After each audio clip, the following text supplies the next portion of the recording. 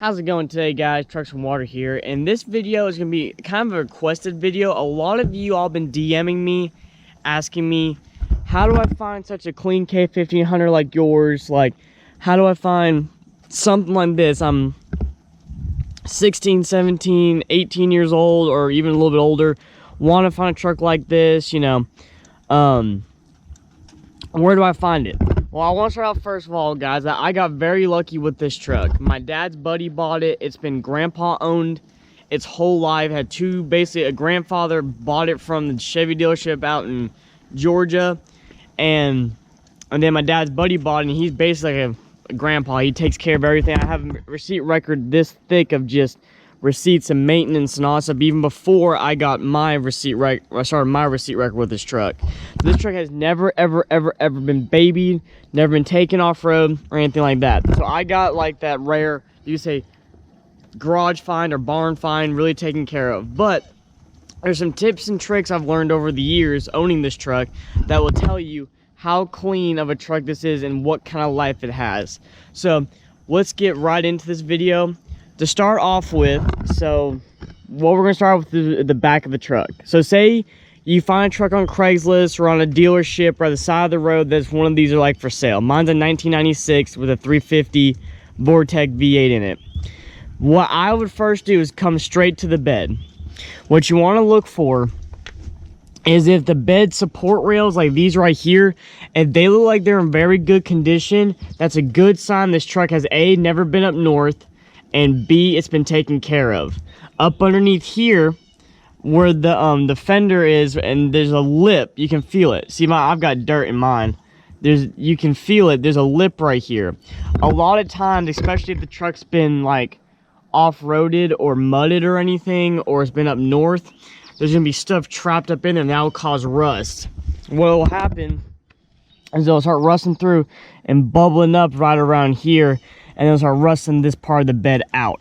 That's a good sign of, like, you know, stuff being built up and whatnot, and then not taking care of it and not doing the proper maintenance on it. And plus, you can check the little corners of the bed right here where stuff can build up, and if they don't wash it out or spray it out, then that's another good sign that the truck has not been taken care of. Moving on from there, what I would go to next is the cab corners.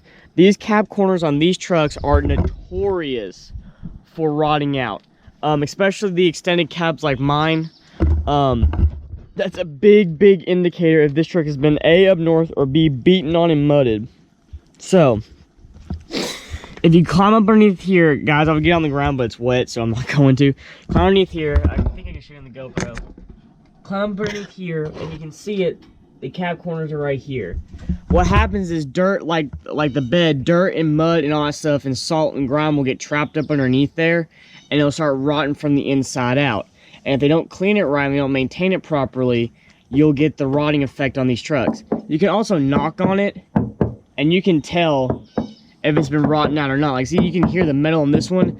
It'll be like plush sound, or not plush sound, but it will give real easily, especially if they put Bondo over it and didn't fix it correctly. Because what you have to do to fix these cab corners, you have to cut this out of the body line and redo all that. So that's a very good indication of a truck not being taken care of properly.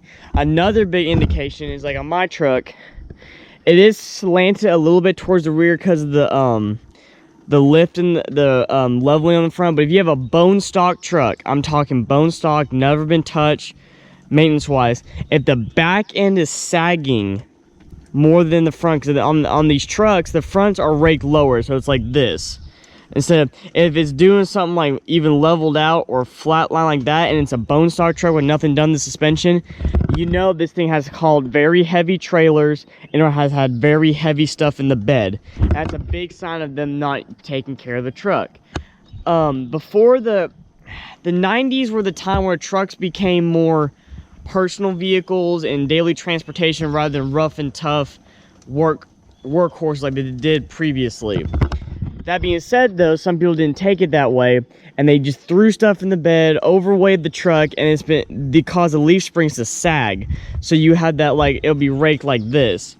That's a big indication of these trucks that they've been beaten on and not taken care of. And it's sad that it has to be that way, but that's what it is. Now, let's say all that checks out. You find a K1500, all of that checks out. What I would go to next is under the hood. Now, this is not a big giveaway. Like, if you see this, of course, don't go running to the owner saying he lied to you and blah, blah, blah, blah, blah. But what it is, if I can get the hood open. Here we go. What is, I would check your overflow right here. And what I mean by check it is, when you check it, make sure you, that it's got green coolant in it. If it doesn't have green coolant in it, that means that it's the red Dex Cool crap from the 90s or whatever that is notoriously bad for these trucks. What it is, it's supposed to be a coolant that you only have to change out 100,000 miles. What they didn't realize is these trucks like that, they it gunks up your motor, it gets in everything, and then you starts wearing out parts in your motor and stuff like that. I had mine acid flush. You have to acid flush the system first, because if you mix the red and green together, you get even more of a, like, it goops and just sticks to everything inside your engine, makes it run hot and all that stuff. So make sure it's acid flushed. I don't care if the dealership or whatever you take it to get a service say no, you just regular flush it. No, pay the extra money, acid flush the system, and get the green stuff into the truck.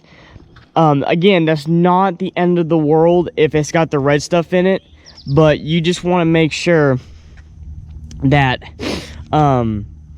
it's not, you know, it's just, you just want to make sure that you get that fixed. That can cause a lot of problems down the road. And when you do it, throw in a new thermostat. They're like $10 or whatever. Make sure you do the thermostat next. I mean, because it's probably already gooped up that. So, no, if the engine checks out, of course, when you go up to it, make sure they have it bone cold when you start it. It's not warmed up, because if they have it already warmed up, guys, just a real tip for any buying a used vehicle, or even a new vehicle. If you already get there and it's already warm, they're trying to hide something. I had a really bad experience with a truck before, my first truck. It taught me a lot of lessons. So that's the key on this truck, is make sure that green stuff in it. Other than that, the 350 Vortex are very, very, very reliable engines. They do have a little bit of issues with the spider injectors and stuff like that. If the truck has about 150,000 miles and the spider injectors have not been changed, the original spiders, you might want to get that checked out, because that's when they kind of go. Also, your fuel pump, if you go up to the truck and you turn it on and you hear this thing screaming, I'm talking like a big whining sound, that's an indication your fuel pump's going bad. So I think for my truck is about $600 something to get it changed out. But just be prepared to change that out, because mine just completely died in my college parking lot. Like, I went into class, came back out, tried to start the truck, wouldn't even start. It just completely died. But some signs of that is, like, it makes a super loud whining sound that you can hear over the normal noises of the truck. Yeah, make sure you check that out, guys. Make sure you look into that, because, you know, you just never know. Other than that, though, some other key signs to check out the truck. See, you got the, oh yeah, make sure you check for head gasket leaks. You know, look around your head gaskets down there, see if anything's leaking out.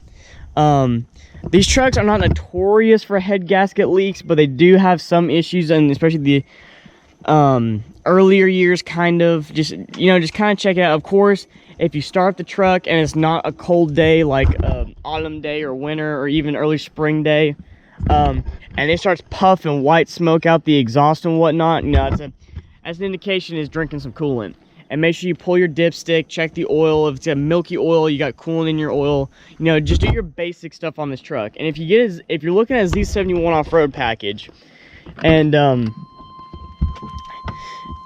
you want to know, and you put in full drive, if it takes forever to go from 2 high to 4 high, that could be one of two things. One, it's never been in full drive. If that's the indication never been in full drive, then, you know, it's okay, because it's going to take you a little while, because it's got to go through the cycle. Now, number two, if it does take forever, the front actuator in the front div, there's a pin that shoots into it like a socket kind of, and it locks it into place. That's how you get your full drive in the front of these trucks. Those pins go bad, or the actuator, I forgot what they call it, but it's like an actuator. It's like $110 part, but you can do it yourself. All you gotta do is unplug the electronics, screw it out, screw a new one in, plug it in, you're golden, you're ready to go. But that's where on these trucks, and there's always, you know, little signs here and there, you know, check all the corners of the truck, take it for a test drive. When you come back, make sure you pop the hood, look at everything underneath the hood, make sure it looks okay. You know, like if your gut feeling tells you there's something wrong and you shouldn't buy it, of course don't buy it. But if it checks out and it looks good, you know, they're great, they're reliable, you know, they do everything you need them to do. No questions asked. They're a great, reliable truck, and I highly recommend them, especially as for your first truck or whatnot. You can't go wrong with it. I recommend sticking with a 96-year model and newer because of the newer style engines in them. But if you find an older one that's got more of the TBI vortec and it looks like it's in really good condition, you know, buy it up, guys. But I want to thank you all so much for watching this video. If you have any more tips and tricks that you want to add down in the comments, leave them down in the comments. But I want to, again, thank you all so much for watching this video. If you liked the video, leave a like. If you're new to the channel, please subscribe. Join the Trucks and Water family. We're constantly growing, constantly making new and better things. So, like I said, guys, thank you all so much for watching this video. All of you, have a great day. And remember, never give up on your dreams.